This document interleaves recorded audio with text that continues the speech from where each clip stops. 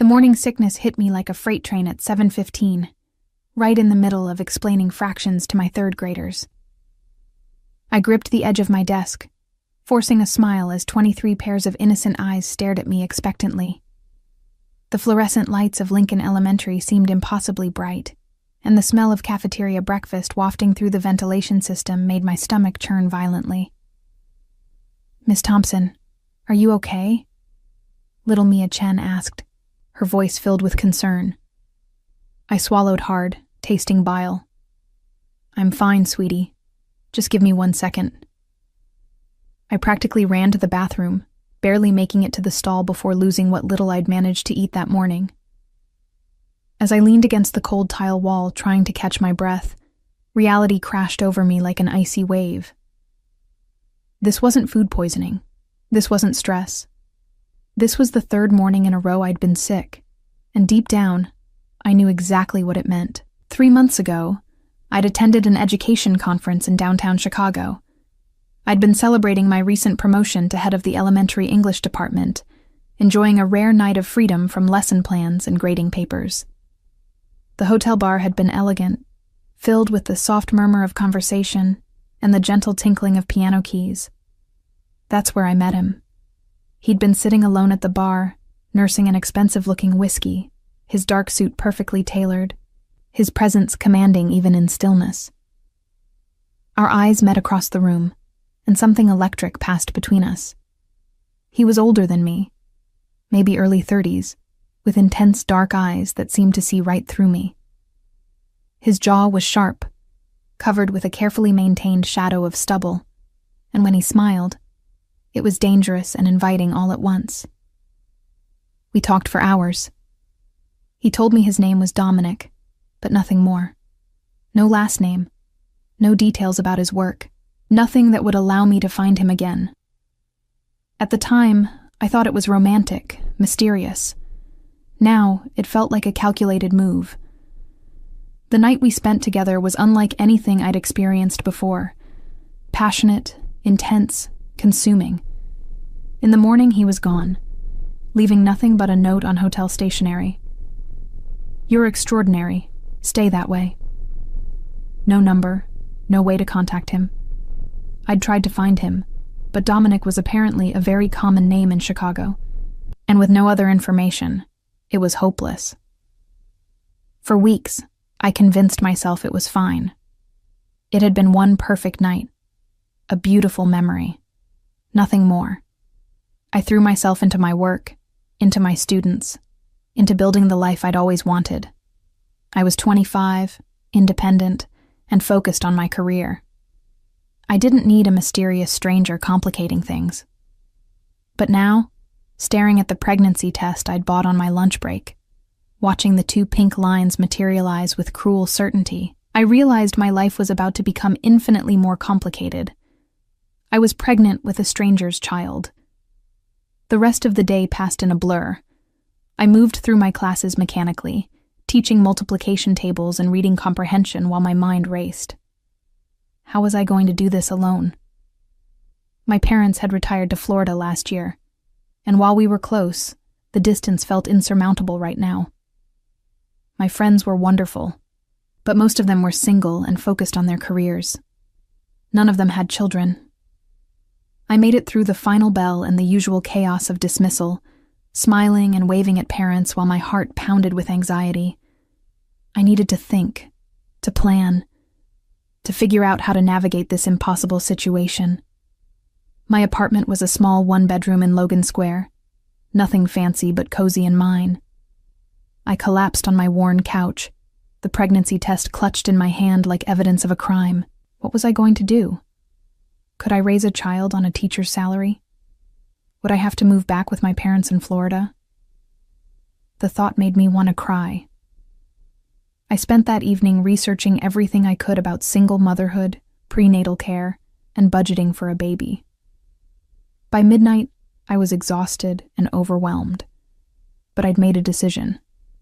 I was going to have this baby. I was going to figure it out somehow.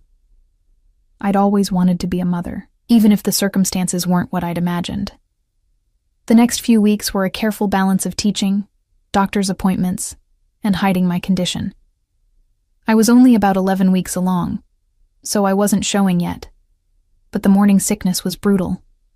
I became an expert at keeping crackers in my desk drawer, at making excuses to step out of the classroom, at masking my exhaustion with careful makeup and forced energy.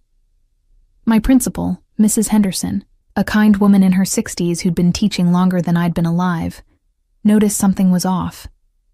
She cornered me one afternoon after school, her sharp eyes studying me with concern. "Emma, dear, are you feeling all right? You've seemed a bit under the weather lately." I forced a bright smile.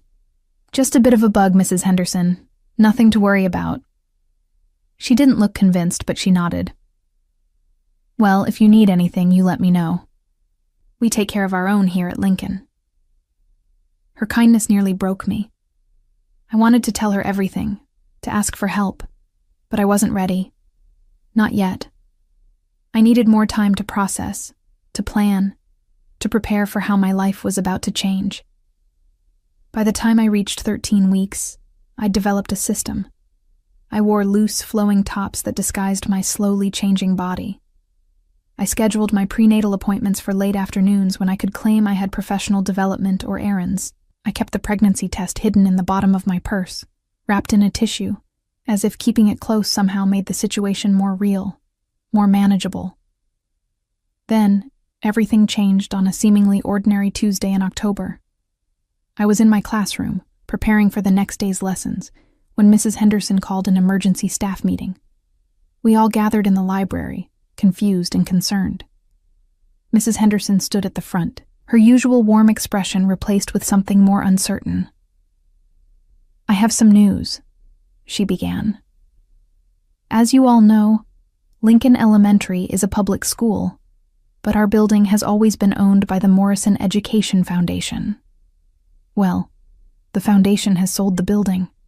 Our new landlord will be taking over next month." A murmur rippled through the staff. We'd all assumed the school district owned the building. This was news to everyone. "Who bought it?" asked James Chen, the 5th grade science teacher. Mrs. Henderson consulted her notes. "A private investment company called Greco Holdings. I'm told the representative will be visiting next week to introduce himself and assure us that nothing will change with our lease or operations." Greco. The name meant nothing to me at the time. It was just another faceless corporation, another entity in the complex web of Chicago real estate. I went back to my classroom and thought nothing more about it, but I should have. Because Greco Holdings wasn't just any investment company, and its owner was about to walk back into my life and turn everything upside down. The following Tuesday, I was helping my students with a reading exercise when the classroom door opened. I looked up, expecting Mrs. Henderson or maybe a parent, but instead found myself staring into a pair of dark, familiar eyes that had haunted my dreams for 3 months. Dominic. He stood in my doorway, impeccably dressed in a charcoal suit that probably cost more than my monthly rent, his presence filling the space like a physical force. His eyes widened slightly when he saw me, the only indication of his surprise, but he recovered quickly, his expression smoothing into professional courtesy. Behind him stood Mrs. Henderson, beaming. "Miss Thompson, this is Mr. Greco, the new owner of our building. He's doing a tour of the school. I hope you don't mind the interruption." Mr. Greco, Dominic Greco. The man I'd spent one passionate night with was now my landlord. The universe had a cruel sense of humor. "Of course not," I managed to say, my voice surprisingly steady, despite the panic coursing through me. "We're always happy to welcome visitors." Dominic's eyes swept over my classroom, taking in the colorful posters, the students bent over their books, and finally, me. His gaze lingered for a moment too long, and I saw recognition, questions, and something else I couldn't quite name. "Beautiful classroom, Miss Thompson," he said, his voice as smooth and dangerous as I remembered. "Your students are lucky to have you. I nodded, unable to form words. Mrs. Henderson was saying something about enrollment numbers and test scores, but I couldn't focus. All I could think about was the pregnancy test hidden in my purse and the fact that the father of my child was standing 10 feet away, completely unaware that our one night together had consequences neither of us had anticipated. After what felt like an eternity, Mrs. Henderson led him away, but not before Dominic glanced back at me one more time, his expression unreadable. I made it through the rest of the day on autopilot, my mind racing. What were the odds? Chicago was a city of millions, and yet somehow the one man I'd been trying to forget had bought the building where I worked. I needed to think, to decide what to do. Should I tell him? Should I pretend we'd never met? Should I look for another job? That afternoon, as I was packing up my things, there was a knock on my classroom door. I turned, expecting a parent or colleague, and instead found Dominic standing there, alone this time, his hands in his pockets. "Emma," he said quietly, testing my name on his tongue. "It is Emma, right? Emma Thompson?" I nodded, my heart pounding. "And you're Dominic Greco?" "I am." He stepped into the room, closing the door behind him. "I never expected to see you again. When I saw you earlier, I thought I was imagining things." "You left," I said, the words tumbling out before I could stop them. "That morning. No number, no way to contact you. Just a note." His jaw tightened. "I had my reasons. I'm sure you did." I turned away, pretending to organize papers on my desk. I couldn't look at him, not when my secret was growing inside me, not when everything felt so fragile and uncertain. I heard him move closer. "Emma, look at me." I did, reluctantly. Up close, I could see the fine lines around his eyes, the intensity of his gaze, the barely controlled energy that radiated from him. He was even more attractive than I remembered, which made everything so much harder. "That night meant something to me," he said quietly. "I don't do that. I don't meet women in hotel bars. I don't spend the night with strangers. But you were different." "Then why did you leave?" I asked, hating the vulnerability in my voice. "Because my life is complicated. Because I didn't want to drag you into things you shouldn't be part of." He reached out, almost touching my face, then pulled back. "But seeing you again, I can't pretend I don't want to know you better. Have dinner with me. Let me explain.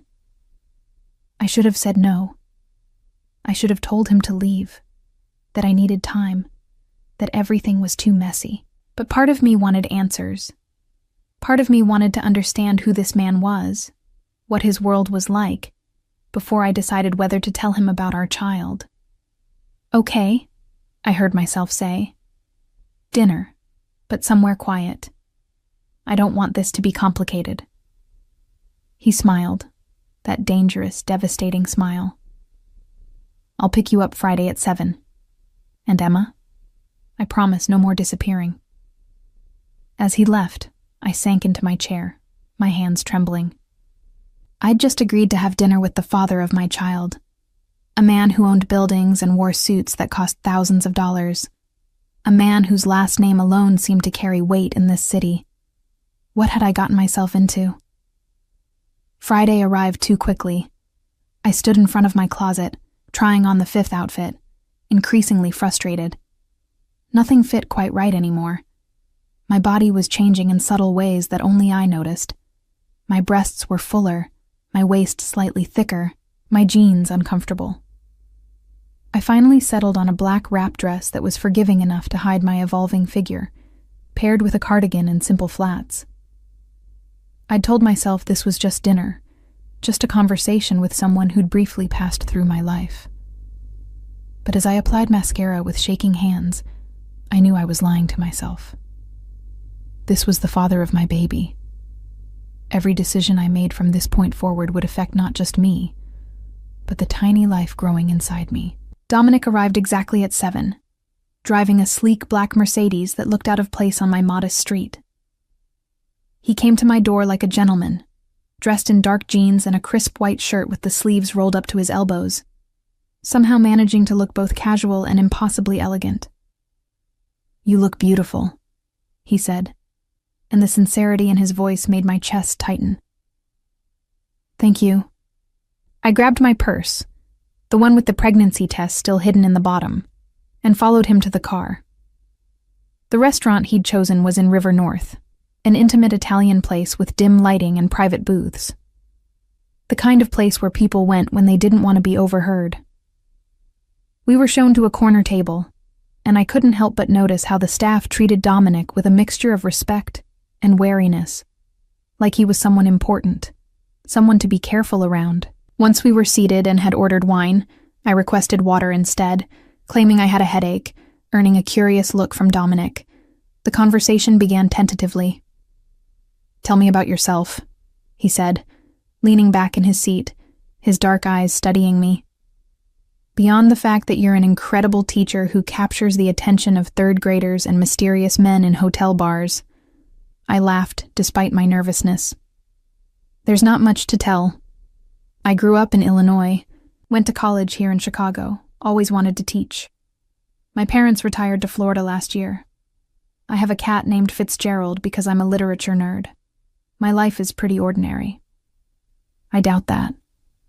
His voice was warm, inviting. "Nothing about you seems ordinary, Emma." I felt heat rise to my cheeks. "What about you?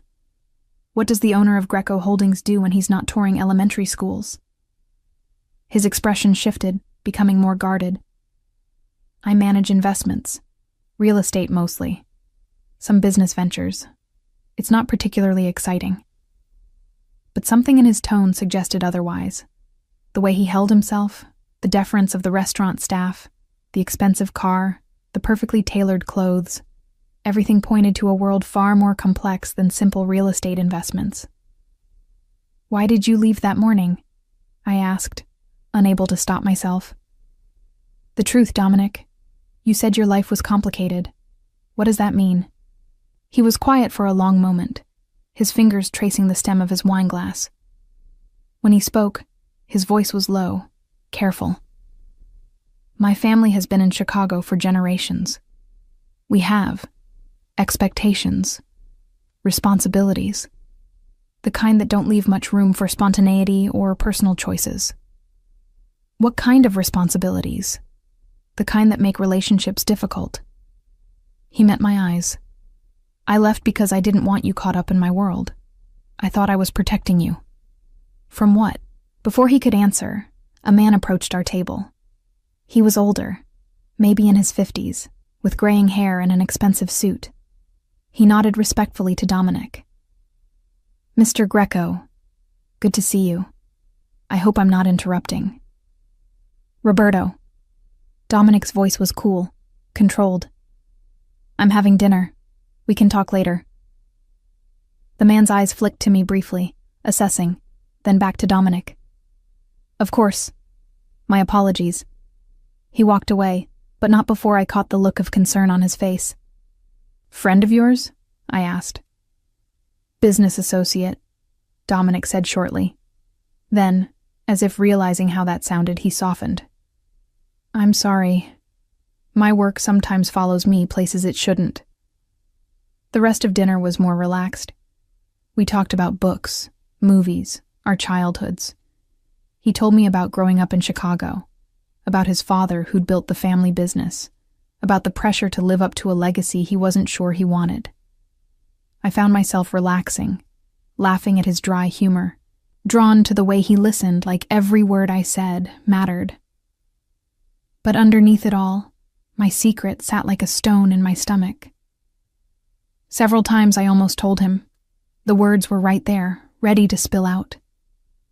But something held me back. Fear, maybe. Or the sense that I still didn't fully understand who this man was. After dinner, he drove me home. The car was warm, intimate, filled with intention I remembered from our first night together. When we pulled up to my building, he turned to me, his expression serious. I want to see you again, Emma. Not just once. I want to know you, to be part of your life, if you'll let me. My heart was pounding. Dominic, there's something. His phone rang, cutting me off. He glanced at it, and his entire demeanor changed. His jaw tightened. His eyes went cold. I need to take this. I'm sorry. He answered in rapid Italian, his voice sharp, commanding. I didn't understand the words, but I understood the tone. Danger, urgency, authority. This was a different Dominic than the one who'd been charming me over dinner. This was someone harder, darker, powerful in ways that made my skin prickle with unease. When he hung up, he turned to me with an apologetic expression. I have to go. There's a situation at one of my properties, but I'll call you tomorrow, okay? I nodded, suddenly relieved to have more time before my confession. Okay. He walked me to my door, and for a moment I thought he might kiss me.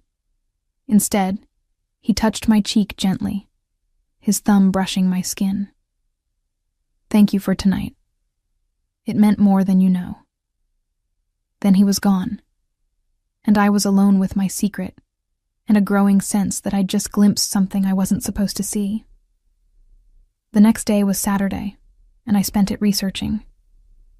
I typed Dominic Greco Chicago into my laptop and was immediately flooded with results. My stomach dropped as I read article after article. Greco Holdings wasn't just a real estate investment company. It was a massive enterprise with connections throughout Chicago, involved in everything from construction to hospitality to import-export businesses. And the Greco family wasn't just wealthy. They were powerful in ways that made my blood run cold. There were photos of Dominic at charity galas, business conferences, city council meetings, always impeccably dressed, always surrounded by men in expensive suits, always with that same carefully controlled expression. But it was the older articles that made my hands shake. 20 years ago, Dominic's father, Antonio Greco, had been investigated for racketeering and money laundering. The charges were eventually dropped due to lack of evidence, but the implication was clear. The Greco family had connections to organized crime, possibly still did, operating in the gray areas where legitimate business and illegal enterprise blurred together. I sat back, my hand instinctively going to my still flat stomach. I was carrying the child of a man who might be involved in the Mafia. The father of my baby lived in a world of danger and violence that I couldn't even begin to comprehend. What was I going to do? My phone rang, making me jump. Dominic's name flashed on the screen. I'd given him my number at the restaurant, and now I stared at it, paralyzed with indecision. Finally, I answered. Emma. His voice was warm, relieved. How are you? I'm fine, I said, trying to sound normal. How was your emergency last night? Resolved. Nothing for you to worry about. There was a pause. I was thinking, maybe we could spend the day together tomorrow. I'd like to show you something. I should have said no. Every instinct was screaming at me to end this, to protect myself and my baby from whatever world Dominic inhabited. But I also needed answers. I needed to understand who he really was before I made any decisions about our child's future. What did you want to show me? It's a surprise, but I promise, nothing dangerous. Just a part of my life I want to share with you. Will you trust me? Trust. Such a loaded word. But I heard myself say, okay, tomorrow. Sunday morning, Dominic picked me up early. He was dressed casually again. Jeans, a dark sweater, leather jacket. He looked younger somehow, less like the powerful businessman and more like the man I'd met in that hotel bar. We drove out of the city, heading north toward the suburbs. I watched the urban landscape give way to tree-lined streets and elegant homes. Finally, we turned into a gated community, pulling up to a stunning property overlooking Lake Michigan. What is this place? I asked as we got out of the car. My grandmother's house, he said softly. She passed away 2 years ago. I come here when I need to think, to remember who I am beyond the business. The house was beautiful, a sprawling Victorian with wraparound porches and gardens that must have been spectacular in the summer. Inside, it was like stepping back in time. Antique furniture, family photos on every surface, the smell of old books and lavender. Dominic led me through the rooms, telling stories about his childhood. His grandmother, Nonna Maria, had been the heart of the family, the one who'd kept everyone grounded. She'd immigrated from Italy with nothing and built a life through sheer determination and love. She used to tell me that family was everything, Dominic said as we sat in the sunroom overlooking the lake. But she also said that family shouldn't be a prison, that we have to choose our own path, even if it means disappointing people. I looked at him, seeing the conflict in his eyes. Is that why you left that morning? Because of family expectations? He nodded slowly. My father wants me to take over the family business completely. All of it. Not just the legitimate parts. He has plans, visions for expanding our influence. But He trailed off, his jaw tightening. I want something different. I want to build something clean, something I can be proud of. What do you mean by not just the legitimate parts? I asked, though I thought I already knew. Dominic met my eyes, and in that moment, I saw complete honesty. My family has a complicated history, Emma. My father, my grandfather, they did things I'm not proud of. They made deals with people who operate outside the law. And yes, there's money in our accounts that didn't come from legitimate sources. I've been trying to change that, to move us toward legal enterprises, but it's not easy. People have expectations, debts, obligations. My heart was pounding. Are you part of the Mafia, Dominic? He was quiet for a long moment. I'm part of a family that used to be. I'm trying to be part of a family that isn't anymore. But the past doesn't let go easily. There are people who still see us that way, who still expect certain things. I'm working to change our reputation, to make Greco Holdings a legitimate business empire. But it takes time. I stood up, suddenly needing space. I walked to the window, staring out at the gray waters of Lake Michigan. Everything in me was screaming to run, to get as far away from this man and his dangerous world as possible. But I also heard the sincerity in his voice, saw the conflict in his eyes. He was trying to change, to be better. And he deserved to know the truth. I turned to face him, my hand unconsciously moving to my stomach. Dominic, I need to tell you something. He stood, concern flickering across his face.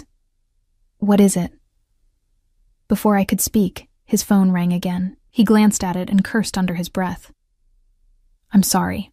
I need to take this. It's urgent.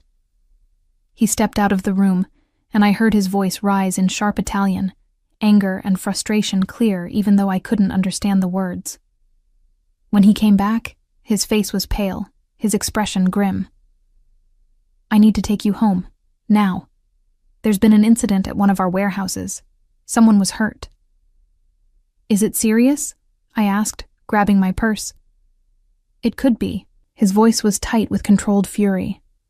Someone's sending a message, trying to provoke us into a response. The drive back to the city was tense and silent. I could feel the danger radiating from him, the barely contained violence that lurked beneath his civilized exterior. This was the world he lived in, a world of threats and retaliation, of messages sent through violence. When we reached my apartment, he walked me to the door, his eyes constantly scanning the street like he expected trouble. I'm sorry our day was cut short. I'll make it up to you. Dominic, be careful, I said, surprising myself with the depth of concern in my voice. He touched my face, his expression softening. I will. And Emma?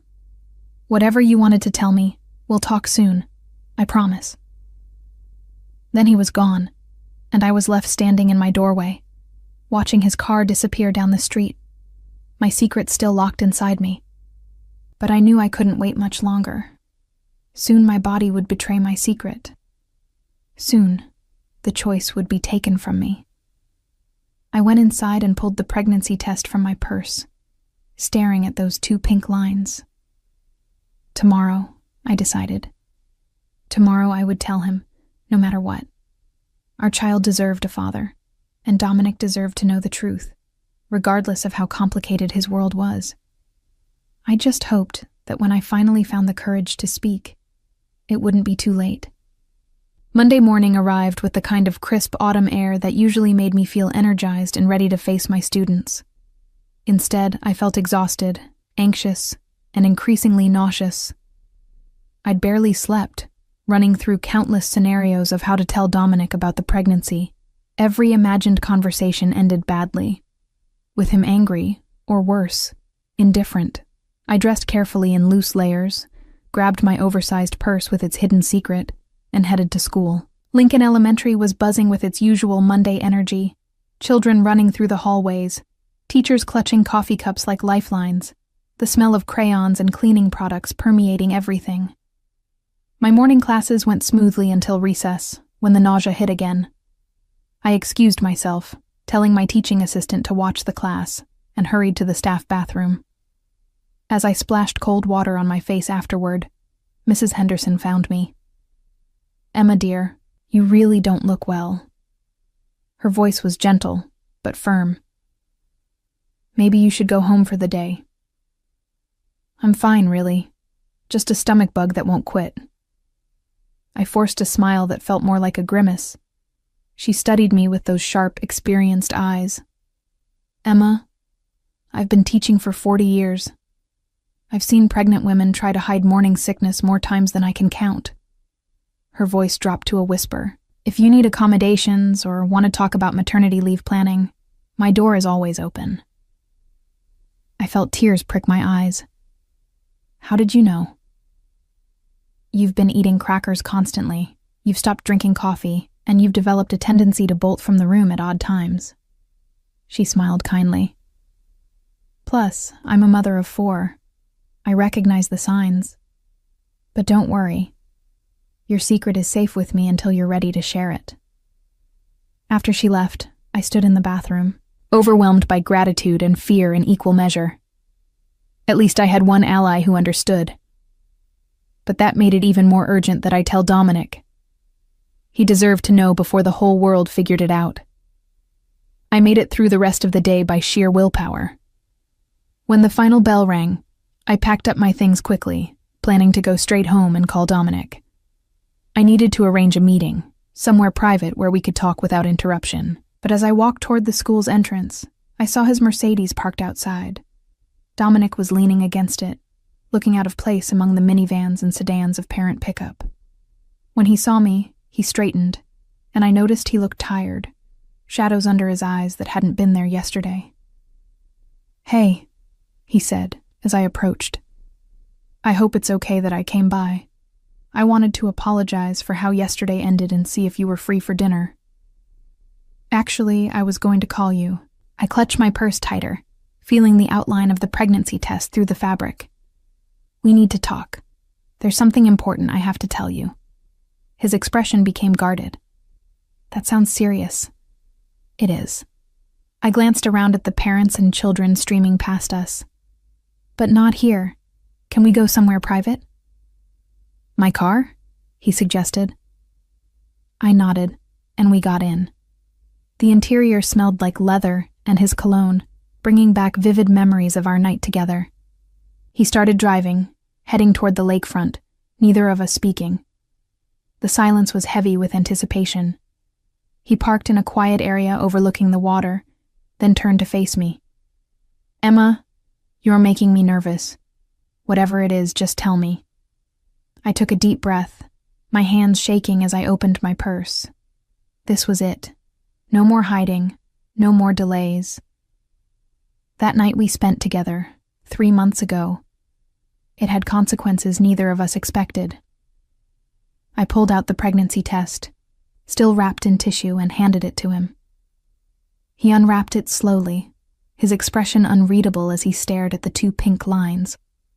The silence stretched on for what felt like hours, but was probably only seconds.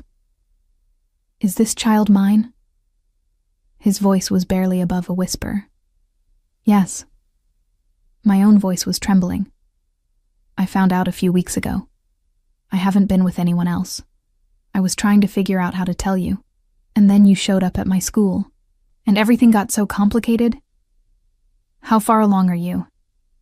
He was still staring at the test, his knuckles white where he gripped it. 13 weeks, almost 14. I twisted my hands in my lap, unable to read his expression. "I understand if you're angry. I should have told you sooner, but I didn't know how to find you. And then when you reappeared, everything was so confusing." "Angry?" He finally looked up at me, and I was shocked to see tears in his eyes. "Emma, I'm not angry. I'm overwhelmed, scared, but not angry." He reached out and took my hand. "I'm going to be a father." The relief that washed over me was so intense it made me dizzy. "You're not upset?" "No. Terrified, yes. Worried about what this means for you and the baby, definitely. But upset? Never." He squeezed my hand. "Emma, that night meant something to me. I told you that. And now we've created a life together. That's incredible." I felt tears start to fall, and suddenly I was crying. All the stress and fear of the past weeks pouring out. Dominic pulled me against him, holding me as I sobbed into his shoulder, one hand stroking my hair. "It's okay," he murmured. "We're going to figure this out, together. I promise." After I'd calmed down, we sat together in the car, watching the lake and talking about the future. Dominic asked questions about my prenatal care, whether I needed anything, how I was feeling. His concern was genuine, touching, making me fall a little bit more for this complicated, dangerous man. "I want to be involved, Emma. Fully involved. Doctor's appointments, decisions, everything." His voice was intense, determined. "This is my child, too." "I want that," I said honestly. "But Dominic, your world is dangerous. Yesterday you got called away because someone was hurt. How can I bring a baby into that?" His jaw tightened. "I've been working to distance myself from the more problematic aspects of the family business. This just makes it more urgent. I'll do whatever it takes to keep you and our baby safe." "Can you promise that? Can you really get out?" "I can try." He turned to face me fully. "Emma, I need you to understand something. My father won't be happy about this. He has very specific ideas about who I should be with, how I should live my life. An elementary school teacher who's pregnant with his grandchild wasn't part of his plan." "What are you saying?" Fear crept into my voice. "I'm saying we need to be careful. We need to be smart about how we handle this." He paused, seeming to wrestle with his next words. "Would you consider moving?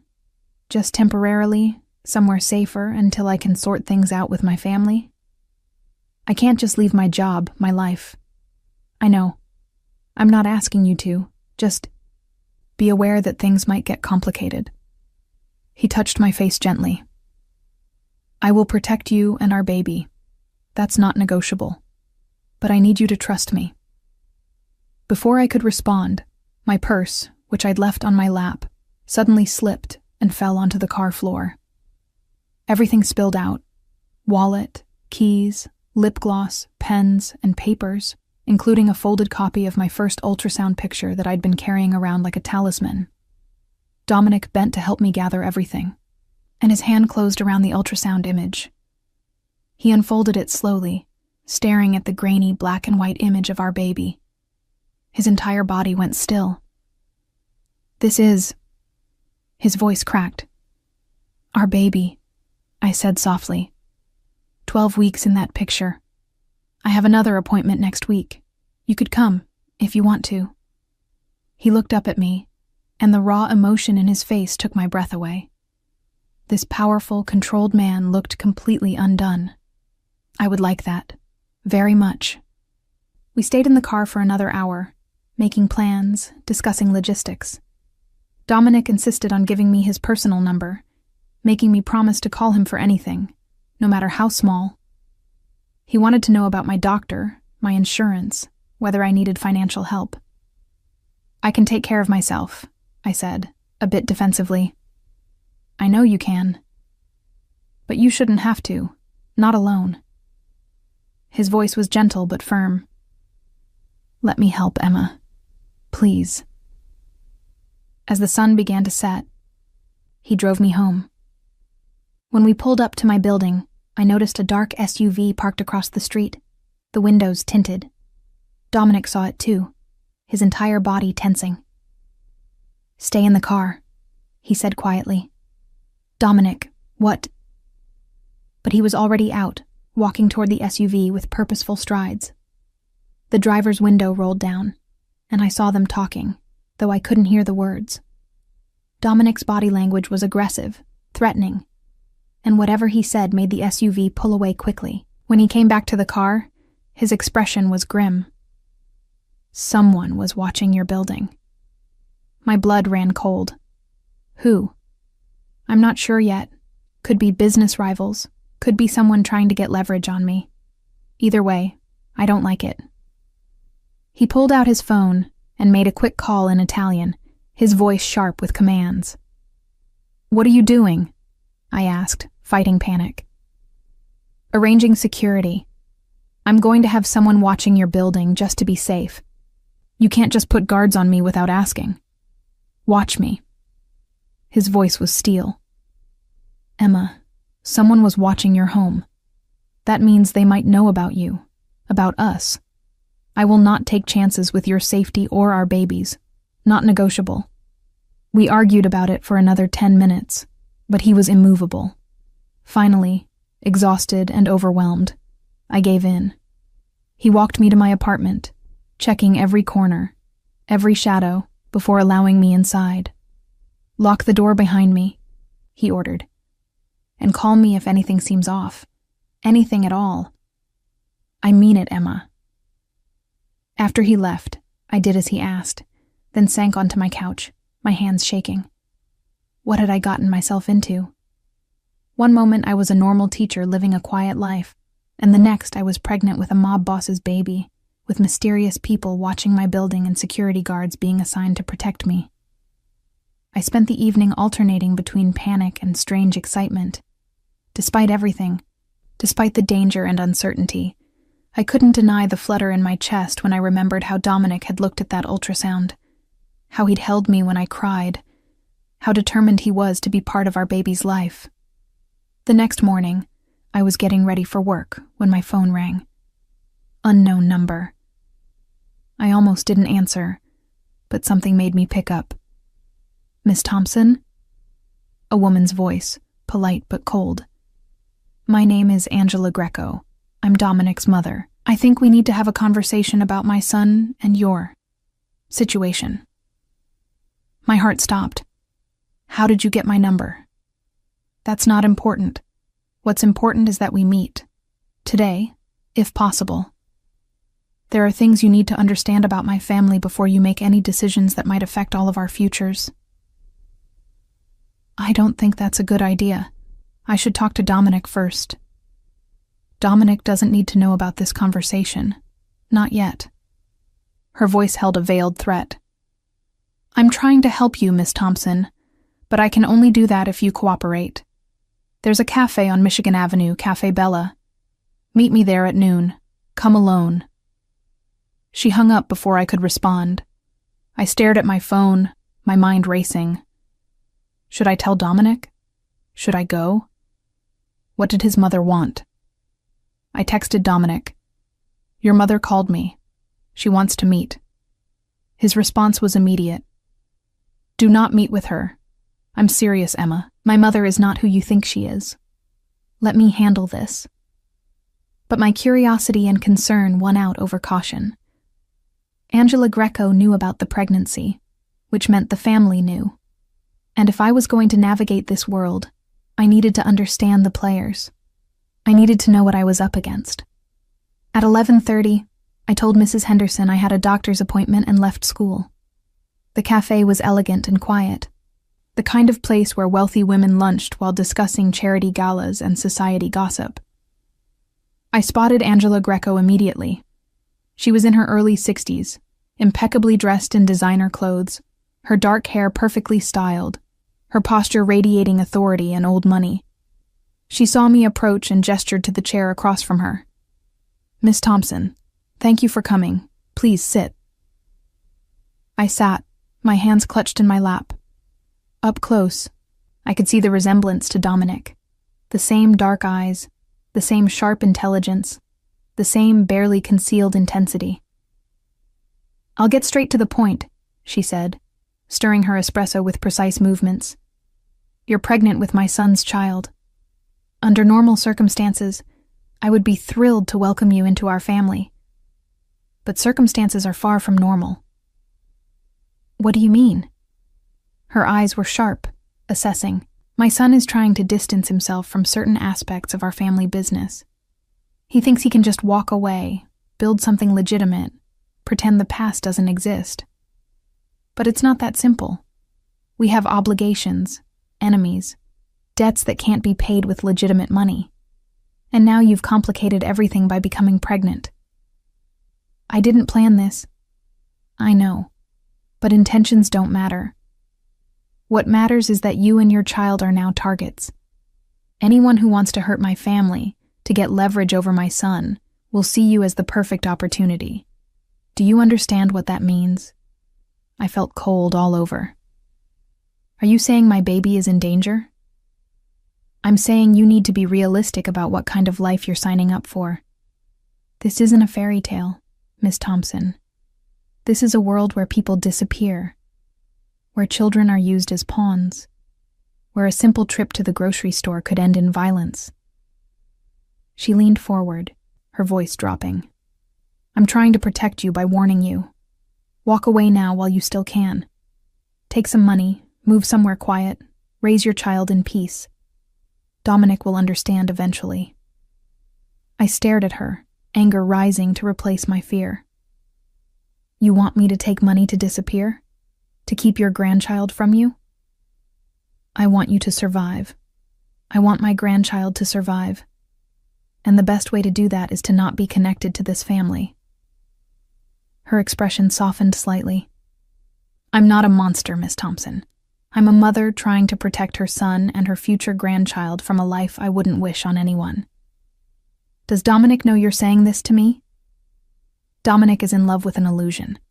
The idea that he can have both worlds, that he can be part of this family and also live a normal life with you. But he can't. Eventually, he'll have to choose. And when he does, I need you to understand what that choice really means." Before I could respond, the door to the cafe opened and Dominic strode in, his face dark with fury. He spotted us immediately and came straight to our table. "Mother, what are you doing?" Angela smiled calmly. "Having a conversation with the mother of my grandchild. Is that not appropriate?" "Not when you're trying to scare her away." He looked at me, his expression softening. "Emma, are you okay?" I nodded, unable to speak. The tension between mother and son was palpable. Years of conflict and love and resentment swirling in the space between them. "I'm trying to help her see reality," Angela said, standing. "But I can see you're not ready to hear it. Fine. Do things your way, Dominic. But when this ends badly, and it will, don't say I didn't warn you both." She picked up her purse and walked out, leaving us in shocked silence. Dominic sank into the chair she'd vacated, running his hands through his hair. "I'm so sorry. I should have known she'd try something like this." "Is she right?" I asked quietly. "About the danger? About this being impossible?" "No, she's not." He took my hands, his grip fierce. "Emma, my mother has lived in fear her entire life. She's let that fear control her, make her cynical. But I'm not her. I won't let fear dictate my choices. I want you and our baby in my life, and I will do whatever it takes to make that safe. I wanted to believe him, but Angela's words echoed in my mind. Eventually he'll have to choose, and when he does, what choice would he make? And more importantly, what choice would I? The days following my meeting with Angela Greco became a strange blend of normalcy and surreal danger. I continued teaching, my students blissfully unaware that their beloved Miss Thompson was pregnant with the child of Chicago's most complicated family. But outside the classroom walls, my life had transformed into something unrecognizable. True to his word, Dominic had arranged security. A rotation of 3 men in dark suits took turns watching my building, following me to school, sitting in cars outside while I taught. At first, their presence terrified me. A constant reminder that I needed protection meant I was in actual danger. But after a few days, I found their presence oddly comforting. At least someone was watching my back. Dominic and I fell into a routine. He came by most evenings after work, bringing dinner from restaurants I'd never be able to afford on my salary. We'd sit in my modest apartment, eating expensive Italian food while discussing baby names, nursery colors, and the mundane details of my prenatal care. In those moments, it was easy to forget the darkness that surrounded his world. He accompanied me to my 16-week appointment, and I watched his face transform when he heard the heartbeat for the first time. The strong, steady thump filled the examination room, and tears streamed down his face without shame. He gripped my hand so tightly it almost hurt, but I didn't mind. In that moment, he wasn't a dangerous businessman with mob connections. He was just a man overwhelmed by the miracle of impending fatherhood. "That's our baby," he whispered, his voice thick with emotion. "That's really our baby." The doctor smiled at us, probably used to seeing fathers react this way, but I knew it meant something different for Dominic. This baby represented possibility, a chance to build something good in a life that had been defined by his family's dark legacy. However, not everything was smooth. At school, I noticed changes. Parents who'd always been friendly started giving me odd looks.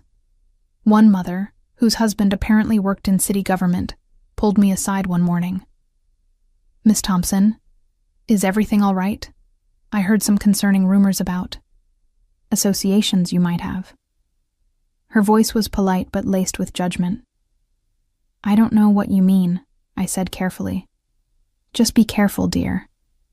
The company you keep reflects on the school, and on you." After she left, I felt sick.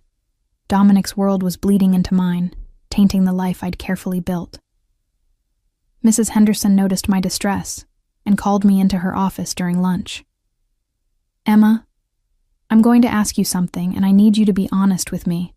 She closed the door, her expression concerned. "Are you in some kind of trouble? Because there have been some unusual people asking questions about you. And that man who picks you up sometimes, I recognize him from the news. He's connected to some very powerful people." I sank into a chair, exhausted from keeping secrets. "I'm not in trouble. At least not the kind you're thinking. Dominic is the father of my baby. He's trying to be supportive, but his family is complicated." Mrs. Henderson studied me for a long moment. "Complicated is one word for it. Emma, I'm not going to judge you, but I need to know, is this school safe? Are my students safe?" "Yes," I said firmly. "Dominic would never let anything happen here. The security he's provided is as much to make sure nothing spills over into my workplace as it is to protect me." She nodded slowly. "Okay, I trust you. But Emma, if that changes, if you feel unsafe for even a moment, you tell me immediately. We'll figure something out."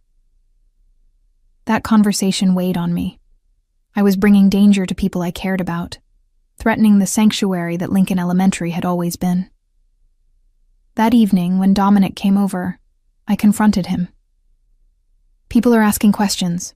Parents, my principal. Your mother was right. Being with you puts everyone around me at risk. He set down the Chinese food he'd brought, his expression troubled. I know. I'm working on a solution. What kind of solution? My father wants to meet you. He said it quickly, like ripping off a bandage. He's demanded it, actually.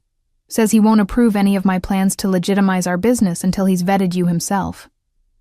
My blood ran cold. Vetting me?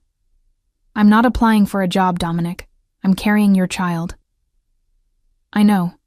And that's exactly why he wants to meet you. In his world, you're not just my girlfriend. You're potentially the mother of the next Greco heir. That comes with expectations. He took my hands. I'll be with you the whole time. He can be intimidating, but he won't hurt you. He just wants to understand who you are. And if I don't meet his approval? Dominic's jaw tightened. Then he doesn't approve. But it doesn't change anything between us. I've made my choice, Emma. You and our baby come first. The meeting was arranged for Saturday evening at the Greco family estate in Lake Forest. Dominic picked me up in the late afternoon, and I'd never been more nervous. I dressed carefully in a modest navy dress that disguised my small but growing bump, minimal makeup, my hair pulled back in a professional style. I was meeting the head of what might still be a crime family, and I had no idea what to expect. The Greco estate was stunning. A sprawling property with manicured lawns, security gates, and a mansion that looked like something from a movie. As we drove up the circular driveway, I saw several men in dark suits positioned around the property, watching, always watching. Breathe, Dominic said gently, noticing my panic. Just be yourself. That's all you need to be. Inside, the house was elegant but surprisingly warm, filled with family photos and the smell of cooking food. Angela Greco greeted us in the foyer, her expression neutral as her eyes swept over me. Dominic, Miss Thompson, my husband is waiting in his study. She led us through the house, her heels clicking on marble floors. Antonio Greco's study was exactly what I'd imagined. Dark wood paneling, leather furniture, shelves filled with books and expensive liquor. He stood as we entered, a man in his late 60s with Dominic's dark eyes, and a presence that commanded immediate respect and fear in equal measure. So, he said, his voice accented with Italian inflections. This is the teacher who's captured my son's heart. He gestured to a chair. Sit. Let's talk. The next hour was one of the most intense of my life. Antonio asked questions about my background, my family, my education, my plans for the future. He was polite but probing, clearly assessing whether I was suitable for his son. Angela sat silently in the corner, her expression unreadable. My son tells me you don't come from money, Antonio said at one point. That you're a public school teacher. Noble work, but not exactly what I'd envisioned for Dominic's children's mother. With respect, Mr. Greco, I didn't envision any of this either, I said, surprising myself with my directness.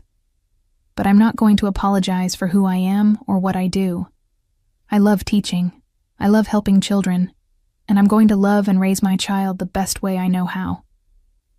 Something flickered in Antonio's eyes. Respect? Maybe. Or amusement. You have spine? Good. You'll need it in this family.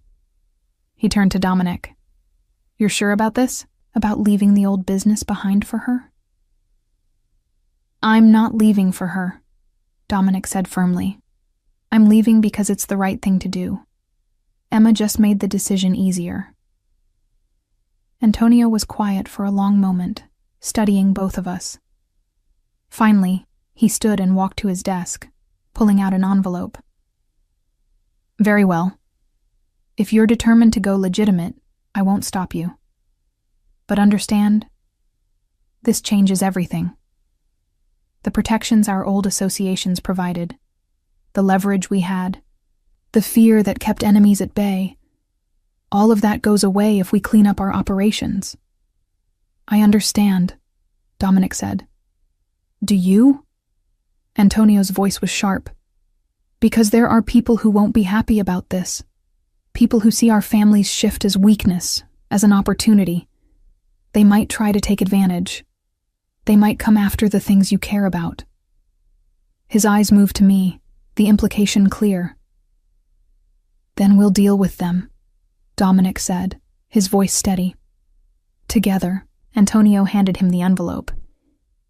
These are documents transferring the legitimate holdings to your name exclusively. The other operations, the ones we're shutting down, I'll handle the transitions. But Emma needs to understand something. He looked at me directly. You're not just dating my son. You're not just having his baby. You're becoming part of a family with a very specific history. People will judge you, fear you, or try to use you because of our name. Are you prepared for that? I thought about the suspicious parents at school, the guards outside my building, Angela's warnings. I thought about my quiet, safe life that had been turned upside down. Then I thought about Dominic's hand in mine, the sound of our baby's heartbeat, the possibility of a future together. I'm prepared to try, I said quietly. For my child. For Dominic. I'm prepared to try. Antonio nodded slowly. Then welcome to the family, Emma Thompson. May God help us all. Dinner that followed was surprisingly pleasant. Angela thawed slightly, asking about my pregnancy, sharing stories about when she'd been expecting Dominic. I learned about his childhood, his rebellious teenage years, his slow realization that he wanted something different than what his family offered. As we were leaving, Angela pulled me aside. I was harsh when we first met. I apologize for that. I was trying to protect you in the only way I knew how. She touched my hand gently. But I see now that you're stronger than I gave you credit for. You'll need that strength. The path ahead won't be easy. I'm beginning to understand that, I said. Good. Then understand this too. I may have doubts about this choice, but that baby you're carrying is my grandchild, and I protect what's mine. If you need anything, you call me. Family takes care of family. On the drive home, I felt emotionally exhausted but oddly hopeful. That went better than I expected. My father respects honesty and courage. You showed both. Dominic reached over and took my hand. Emma, I know this has been overwhelming, but I promise you, we're going to build something good, something clean.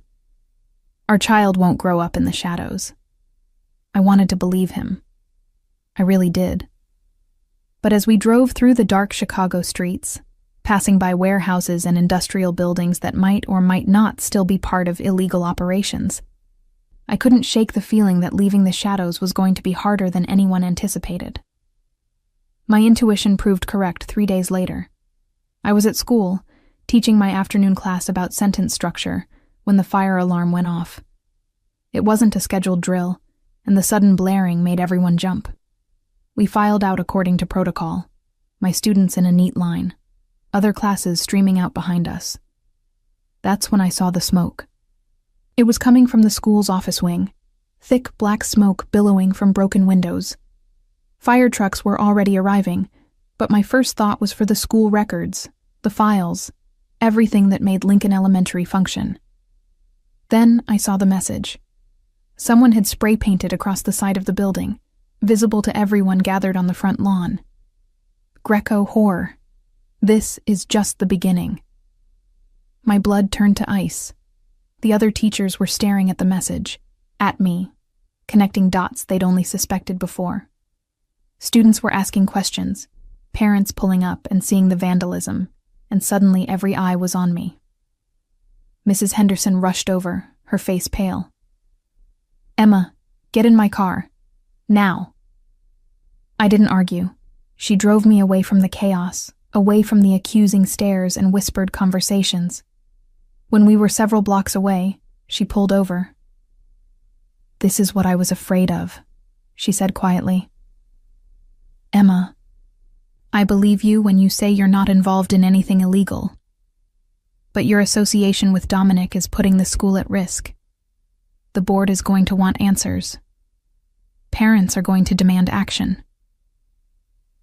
She looked at me with genuine sadness. I think you need to consider taking a leave of absence, at least until this situation is resolved. You're suspending me? I felt tears start to fall. I'm trying to protect you and the school.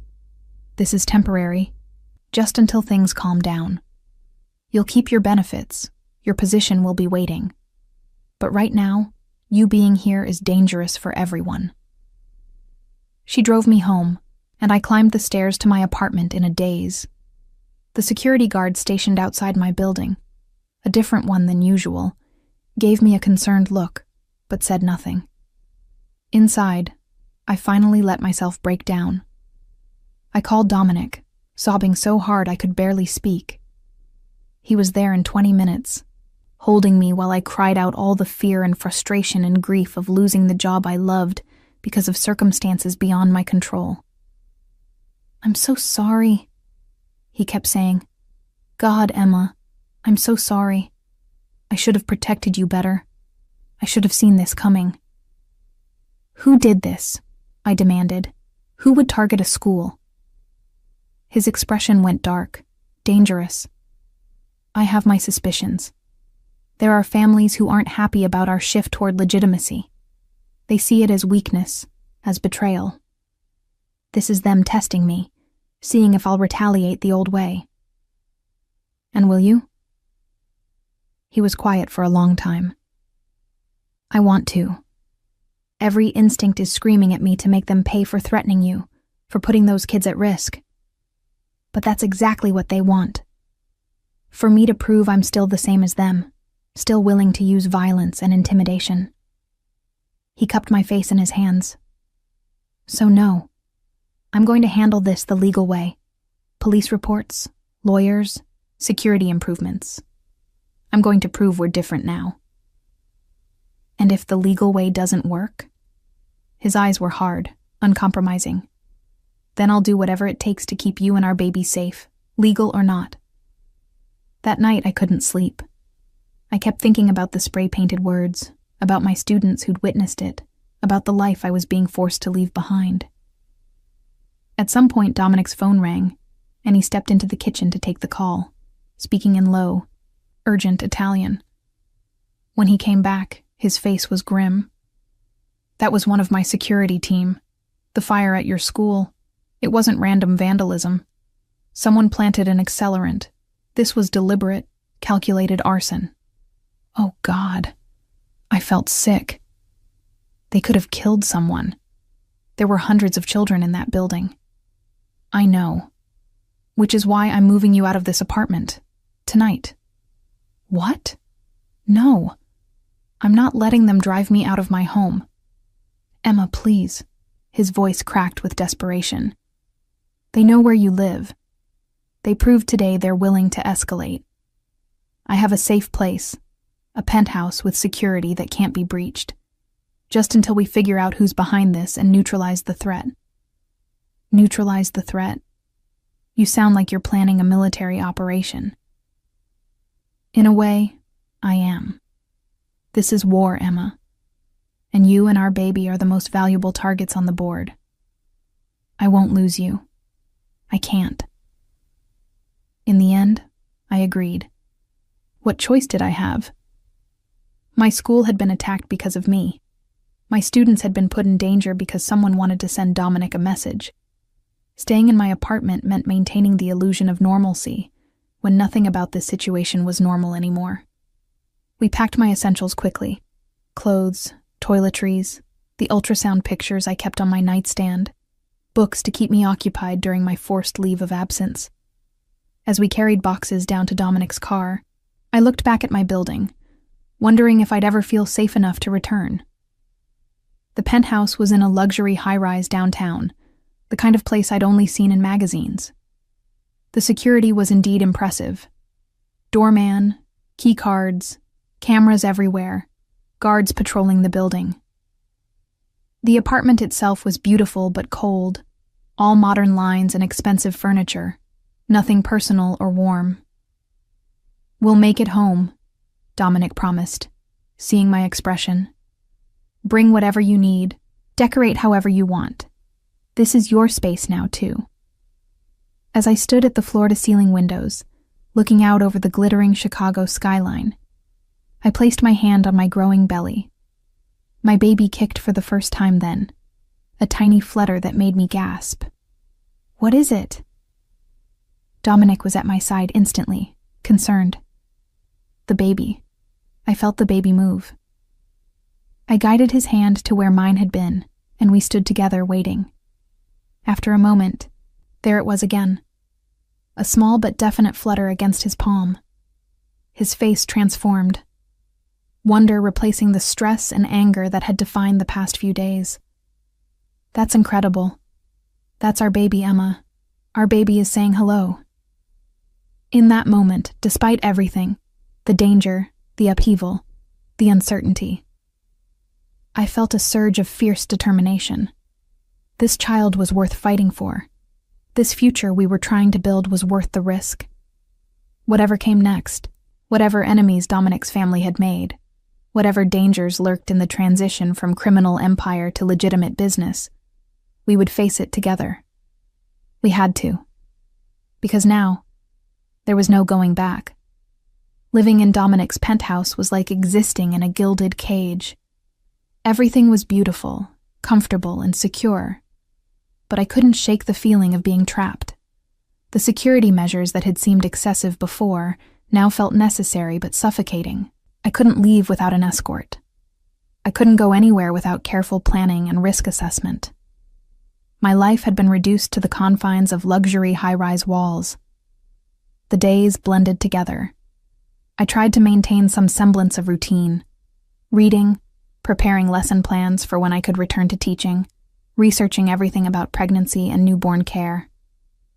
Dominic came home most evenings, usually late, always exhausted, his face drawn with the stress of transitioning the family business while dealing with increasing threats. "Another warehouse was vandalized," he told me one night, loosening his tie as he collapsed onto the couch beside me. "Third one this month. Whoever's orchestrating this is systematic, trying to cripple our legitimate operations while I'm trying to build them up." "Do you know who it is?"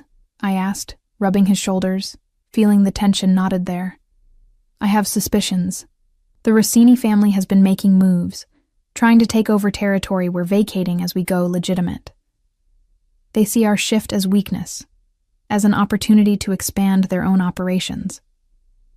His voice was bitter. Apparently, choosing to be a better person makes you a target.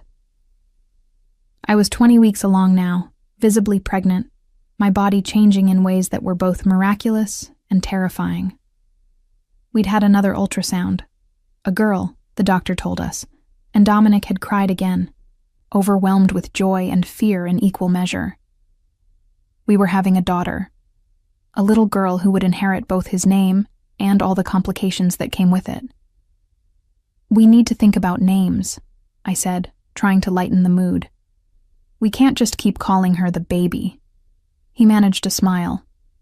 "I've been thinking about that. What about Sophia?" It was my grandmother's name.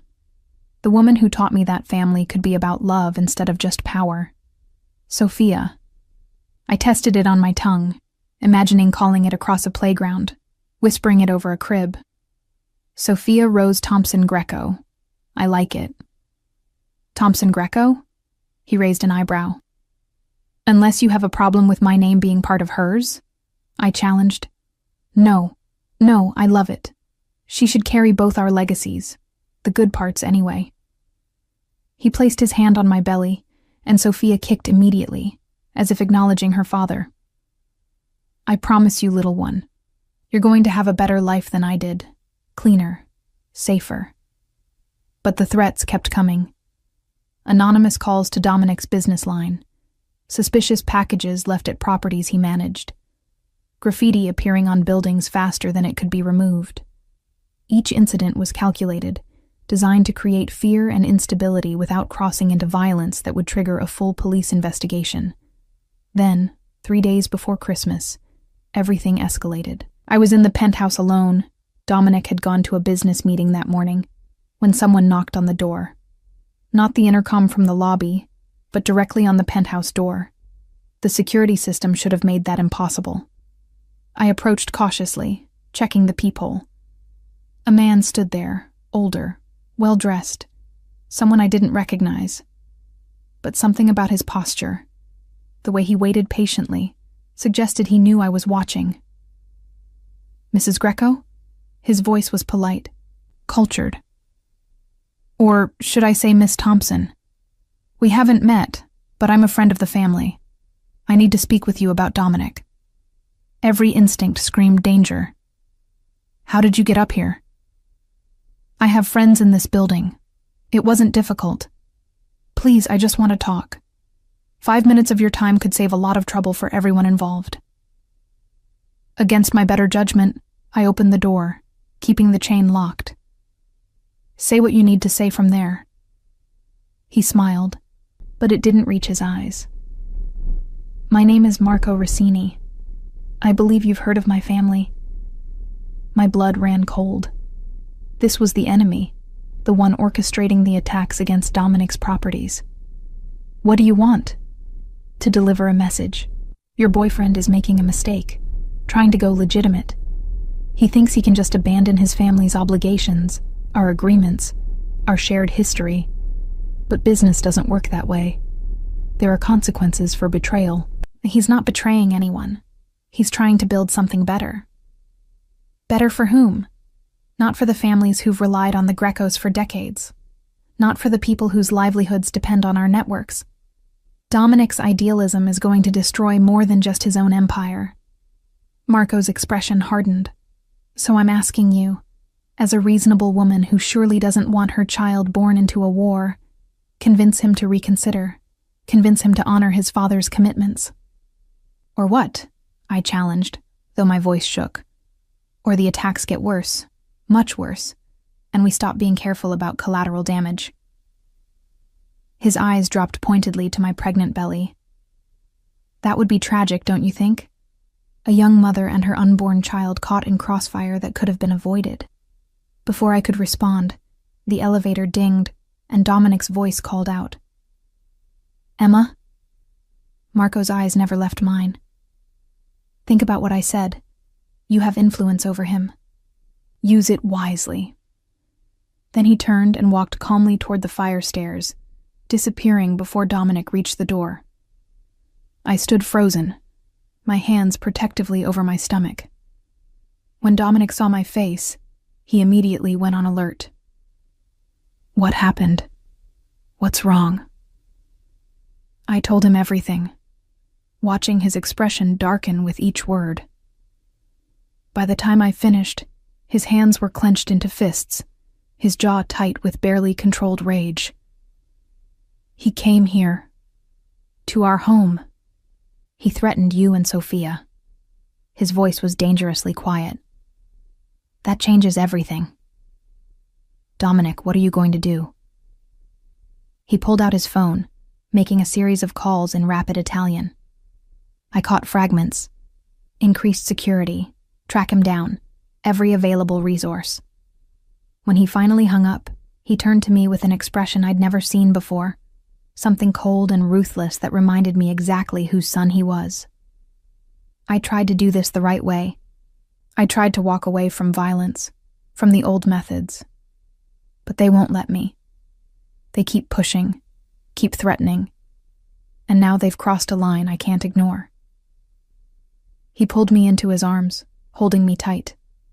"I'm going to end this, tonight, one way or another." "What does that mean?" I was terrified by the resolve in his voice. "It means I'm calling a meeting, all the families, and I'm going to make it clear that threatening you and Sophia is not negotiable.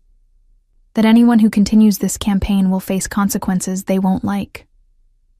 That sounds like a threat. It is. But it's also an opportunity for peace. for them to accept the new reality or face war with a family that still remembers how to fight. He kissed my forehead. "Stay here. Don't open the door for anyone. I'll have 3 guards posted outside, people I trust with my life. This ends tonight." After he left, I paced the penthouse, unable to settle. Outside the floor-to-ceiling windows, Chicago glittered in the winter darkness, oblivious to the drama playing out in its shadows. I thought about calling my parents in Florida, warning them that things might get dangerous. But what would I say? That their daughter was caught in a mob war because she'd gotten pregnant by the wrong man? Hours passed. Midnight came and went. I dozed on the couch, exhausted but unable to sleep properly. Every sound made me jump. Every creak of the building sent my heart racing. At 3 a.m, my phone rang. Unknown number. I almost didn't answer, but something made me pick up. "Emma." Angela Greco's voice was tight with controlled panic. "You need to get to Rush University Medical Center. There's been an incident. Dominic he's hurt." The world tilted. "How bad?" "Bad enough. Just get here. I'll have a car waiting downstairs."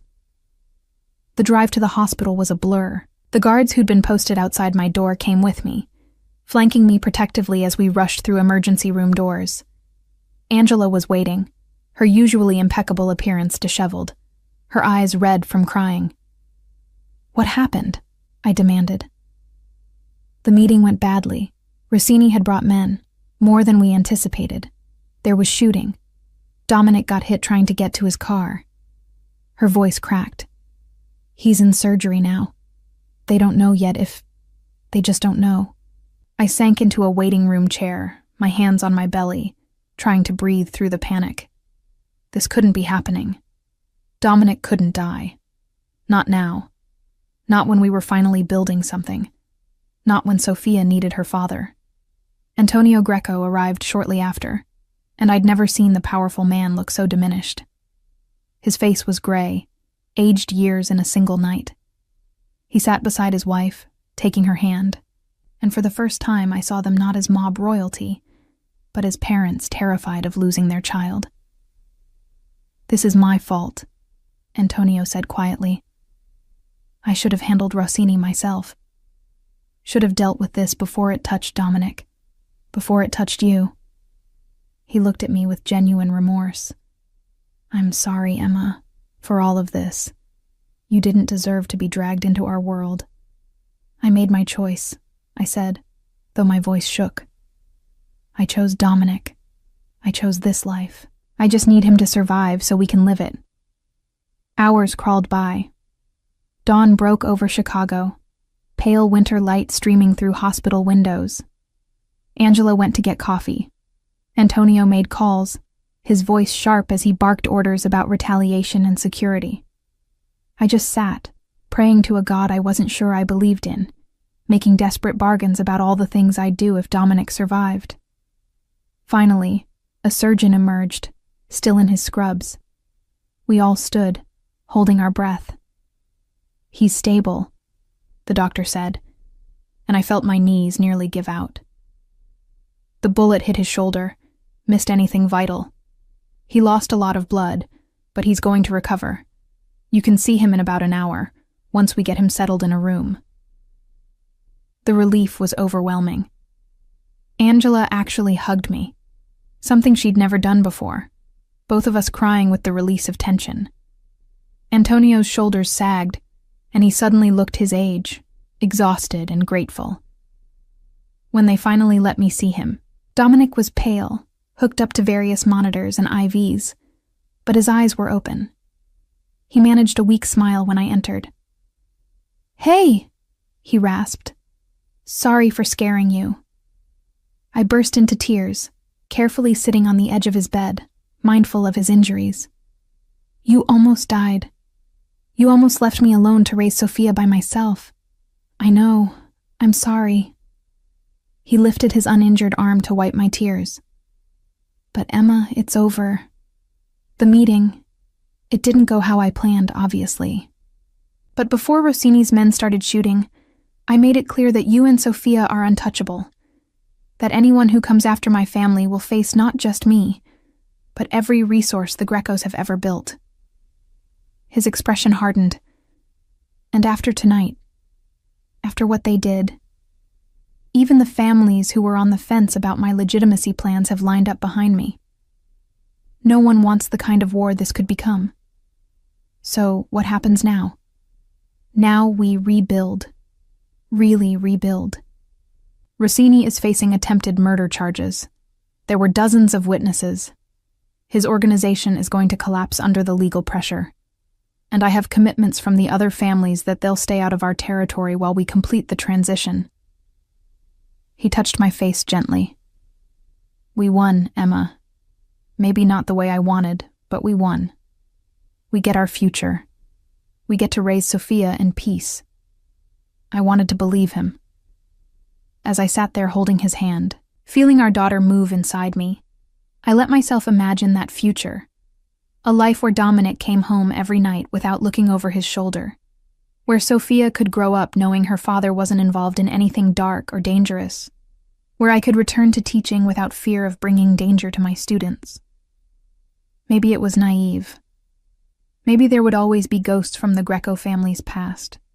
Always be people who remembered what they used to be. But sitting there in that hospital room, watching Dominic's chest rise and fall with steady breaths, I chose to hope. We'd survive the worst. Surely we could handle whatever came next. Dominic came home from the hospital 3 days after Christmas, his arm in a sling, moving carefully but determined to recover quickly. The penthouse had been transformed in his absence. Angela and I had worked together, awkwardly at first, then with growing warmth, to make it feel less like a showroom and more like a home. There were photos now, comfortable throws on the furniture, and we'd set up the beginning of a nursery in one of the spare bedrooms. You did all this? Dominic asked, looking around with wonder. We need a home, not just a safe house, I said. If we're really starting over, we should start properly. The new year brought changes. Marco Rossini and 3 of his lieutenants were indicted on multiple charges, including attempted murder, racketeering, and arson at Lincoln Elementary. The evidence was overwhelming, collected over months by law enforcement who'd been building a case. Dominic's shooting had given them the final piece they needed.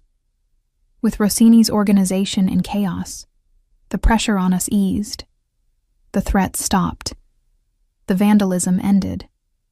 For the first time in months, I could breathe without constantly looking over my shoulder. Mrs. Henderson called in January, her voice warm. Emma, the school has been repaired. We'd love to have you back if you're ready. Though I understand if you want to wait until after the baby comes. I thought about it carefully. I was 26 weeks along now, visibly pregnant.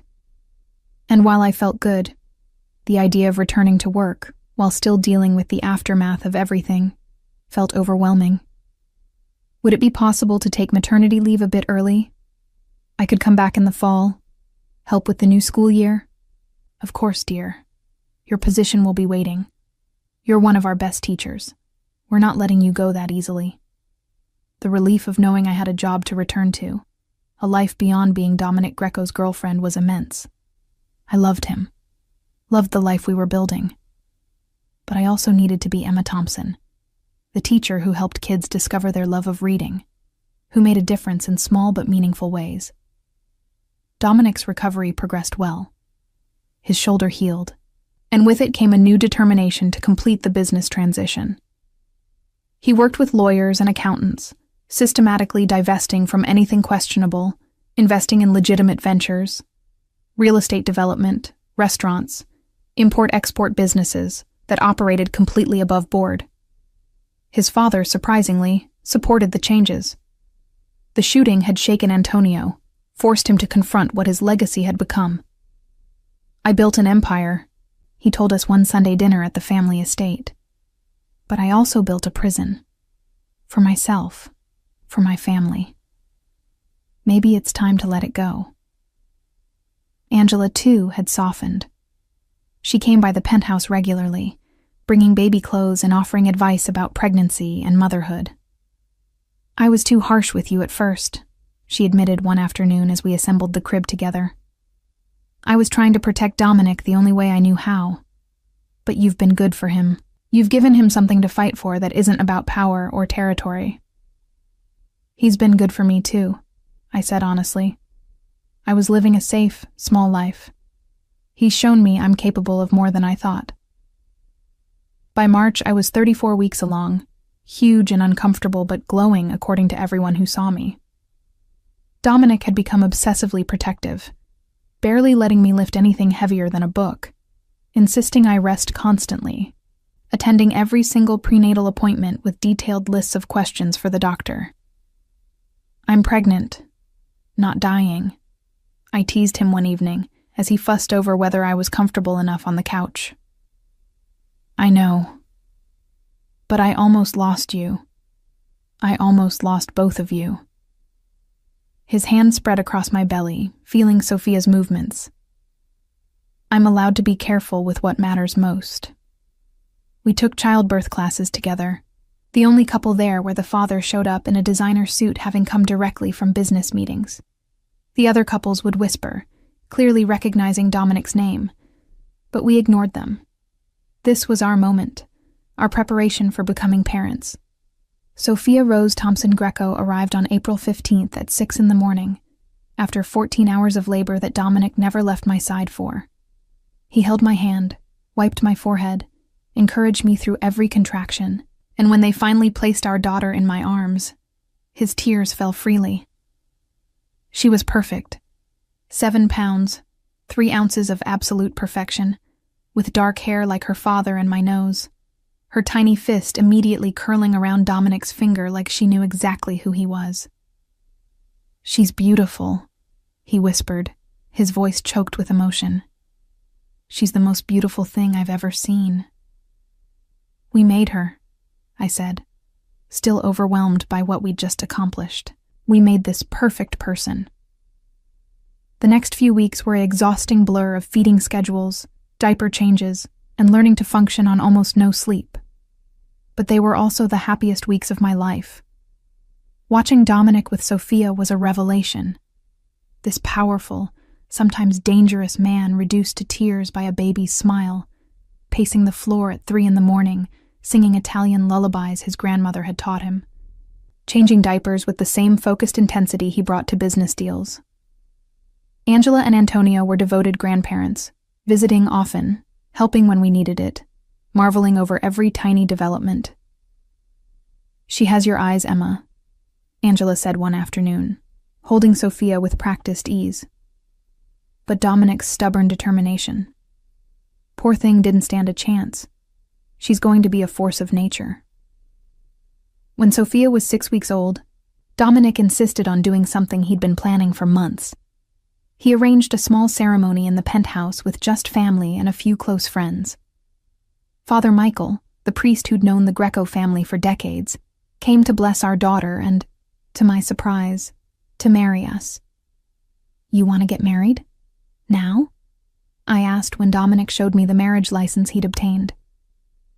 "I wanted to ask properly, with a ring and flowers and all the romance you deserve. But Emma, I can't wait anymore. I want Sophia to grow up seeing her parents committed to each other. I want you to be my wife, legally and officially. I want the world to know you're mine and I'm yours." He pulled out a small velvet box, opening it to reveal a stunning diamond ring. "Will you marry me? Will you take a chance on a reformed crime boss who loves you more than he ever thought possible?" I laughed through tears.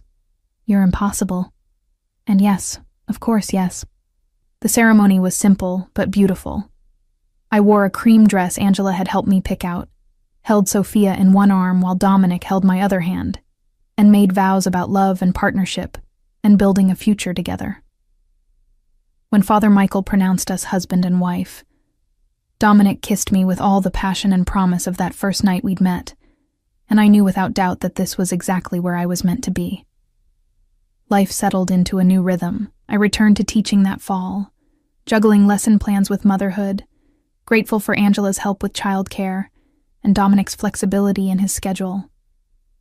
The school welcomed me back warmly, and while there were still whispers about my mob connections, they faded over time as people saw I was just Emma Thompson, beloved teacher who happened to have married into a complicated family. Dominic's business transformation continued. Greco Holdings became known as one of Chicago's most ethical development companies, creating affordable housing projects and investing in struggling neighborhoods. It was slower, less profitable than the old ways, but Dominic was building something he could be proud of, something Sophia could inherit without shame. We moved out of the penthouse when Sophia turned 1, buying a house in Lincoln Park with a yard and good schools nearby. It wasn't as secure as the high-rise, but by then, we didn't need fortress-level security. The threats had ended. The Greco name was being rehabilitated. We were just another family in Chicago, albeit one with an interesting past. On Sophia's 2nd birthday, the extended family gathered at our house for a party. My parents had flown in from Florida, charmed despite their initial reservations by their granddaughter and by Dominic's obvious devotion to his family. Angela and Antonia were there, along with Dominic's cousins, and the few family friends who'd survived the transition away from criminal enterprise. As I watched Sophia toddle around the yard, chasing bubbles and laughing with pure joy, Dominic came up behind me, wrapping his arms around my waist. "Happy?" he asked. I leaned back against him. "Incredibly. Are you?" I never thought I could be this happy. Never thought I deserved it. He turned me to face him. "You saved me, Emma. You and Sophia. You gave me a reason to be better, to want better." "We saved each other," I corrected. I was playing it safe, hiding from life. "You showed me I could be brave, that I could handle more than I thought." He kissed me softly. "Think we could handle one more?" I pulled back, searching his face. "Are you asking if I want another baby?" "Maybe, someday, when you're ready. I like the idea of Sophia having a sibling, of growing our family." He smiled. "Besides, I'm getting good at the whole father thing." I laughed. "You really are. Okay, someday. Let's see how we handle the terrible twos first." As the party continued around us, I thought about how far we'd come.